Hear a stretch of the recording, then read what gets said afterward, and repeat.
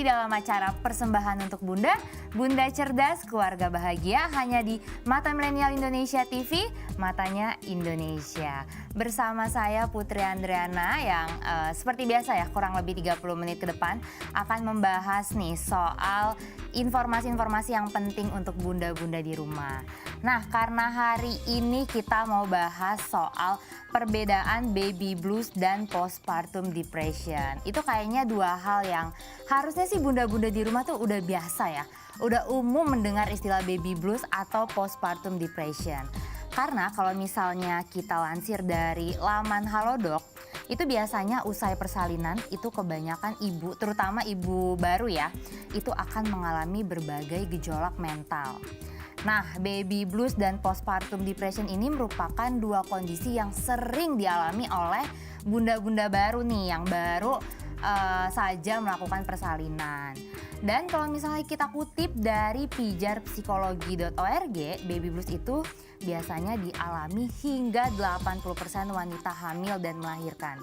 Sementara postpartum depression itu hanya dialami paling banyak 20% wanita hamil dan melahirkan.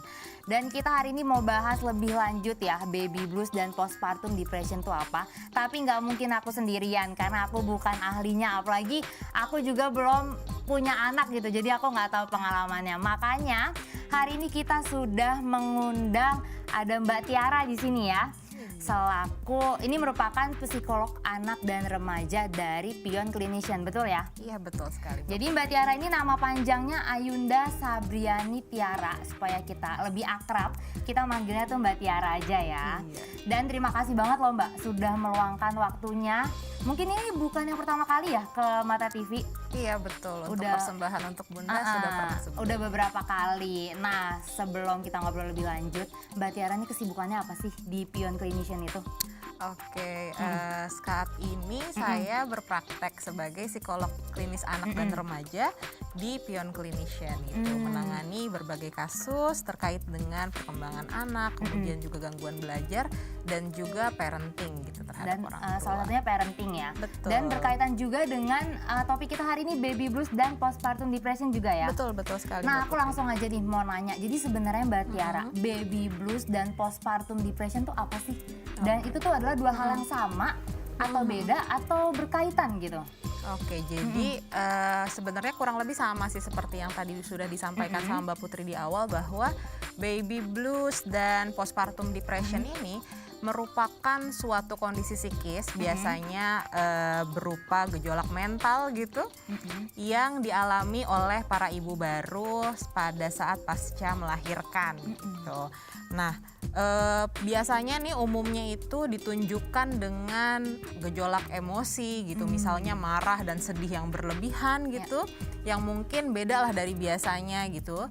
Kemudian juga ada perasaan tidak bersyukur terhadap kehadiran anak, dan juga kalau misalnya dalam tahapan yang mungkin lebih lanjut bisa jadi ada pemikiran-pemikiran untuk membahayakan diri dan juga keselamatan anak seperti itu. Dan memang betul sekali bahwa ini dialami oleh 80% untuk baby blues, 80% dari kelahiran dari ibu baru setelah melakukan kelahiran. Dan jika baby blues ini tidak ditangani dengan baik, itu akan berkembang menjadi postpartum depression gitu. Atau biasanya kalau kita sebutnya juga PPD, singkatannya. Jadi bisa dibilang PPD itu merupakan perkembangan dari si baby blues itu ya? Jadi level lebih tingginya lagi? Betul sekali. Oh, nah itu cara membedakannya antara ibu yang ini baby blues nih, yang ini PPD nih, itu gimana cara bedainnya tuh Mbak? Oke, biasanya itu yang paling terlihat itu adalah dari segi durasi dan intensitas gitu. Jadi kalau misalnya baby blues itu ya Mbak Putri, durasinya tuh biasanya sekitar sebulan pertama setelah kelahiran gitu. Jadi biasanya akan sudah mulai membaik kondisinya setelah 2-3 minggu pertama gitu. Itu setelah 2-3 minggu pertama. Nah, tapi kalau misalnya setelah berlalu 3 minggu, kemudian justru perasaan marah, sedih, perasaan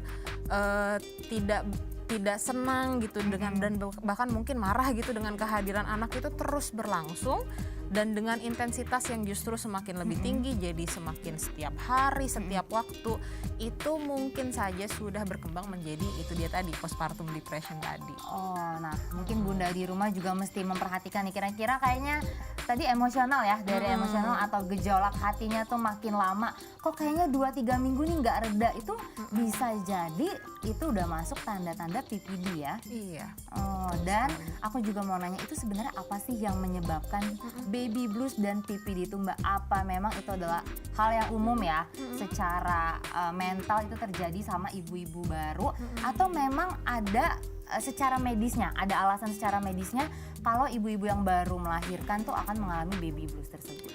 Oke, yang paling pertama itu pastinya karena ada perbedaan kondisi fisik gitu ya Mbak ya. Karena kan ketika kita hamil kemudian melahirkan itu secara fisiologis hormon kita juga banyak berubah gitu, dan itu sangat bisa mempengaruhi kondisi mental kita gitu, mempengaruhi sejauh mana kita jadi merasa happy, kemudian merasa kok kayaknya hidup kita kok gini-gini aja gitu, itu sangat bisa mempengaruhi gitu dari segi hormonal tadi. Kemudian juga perubahan rutinitas, perubahan kondisi.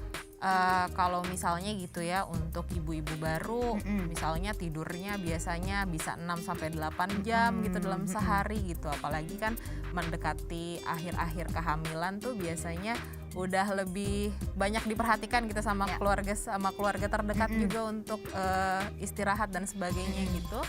Nah tiba-tiba nih ketika anaknya lahir, loh ternyata setiap 2 jam sekali harus bangun gitu, harus bangun untuk menyusui gitu. Kemudian juga mungkin jadi muncul perasaan-perasaan kayak kok sekarang aku nggak bisa lagi gitu jadi diri aku sepenuhnya gitu, jadi diri aku sendiri. Yang dulu biasanya mau kemana-mana gampang gitu, sekarang ada bayi kecil nih yang kalau misalnya bukan kita yang ngasih makan siapa lagi gitu. Dan itu tuh kerap kali perubahan-perubahan seperti itu tuh membuat orang tua baru gitu itu merasa kaget gitu. Oh ternyata kok jadinya seperti ini gitu, perubahan-perubahan seperti itu. Kemudian juga terkait dengan dukungan dari keluarga terdekat gitu, ketika misalnya ibu merasa kok kayaknya dukungan yang diberikan gitu rasanya kok nggak tepat gitu, atau mungkin bahkan mungkin bisa jadi ibu merasa nggak didukung gitu sama pasangan atau sama orang keluarga terdekat, itu juga bisa jadi menyebabkan